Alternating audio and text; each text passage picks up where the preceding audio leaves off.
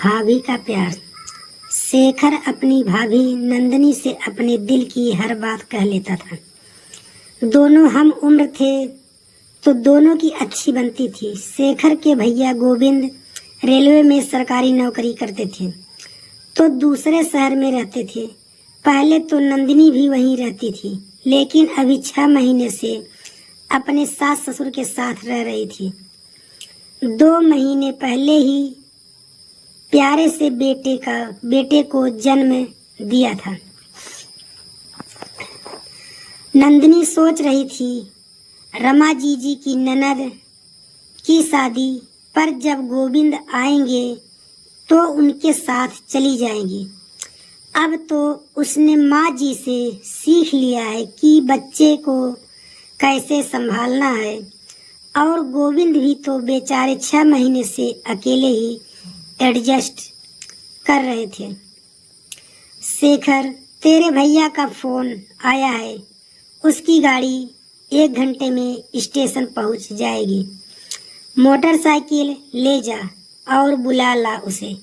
शाम को रमा के ससुराल के लिए निकलना है तुम तीनों को, शेखर की माँ ने कहा।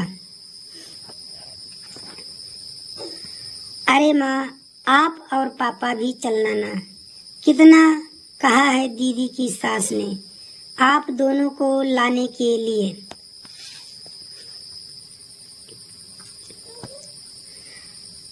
अरे छोरा, दिमाग तो ठीक है, बेटी के घर का पानी भी पियो तो नर्क मिलता है, और तू अपने माँ बाप को शादी में ले जा रहा है अपनी बहन के ससुराल।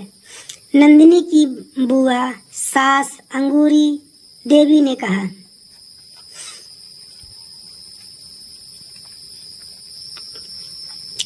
अंगूरी जी पुराने ख्यालात की महिला थी, घर की सबसे बड़ी थी। घर में उनकी बात कोई नहीं टालता था।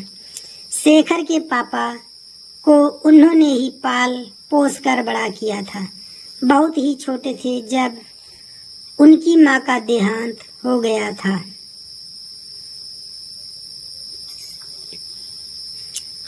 नंदिनी तैयारी कर रही थी, शाम को ननद के यहाँ जाना था। आज उसने गोविंद की पसंद का खाना बनाया था। पूरे 1 महीने बाद घर आ रहे थे। नंदिनी बड़ी ही बेसब्री से अपने पति का इंतजार कर रही थी। शेखर को भी गए बहुत समय हो गया था। बार बार फोन मिला रही थी, लेकिन दोनों में से कोई फोन नहीं उठा रहा था। जैसे जैसे समय निकल रहा था, सभी घर वालों की बेचैनी बढ़ती जा रही थी।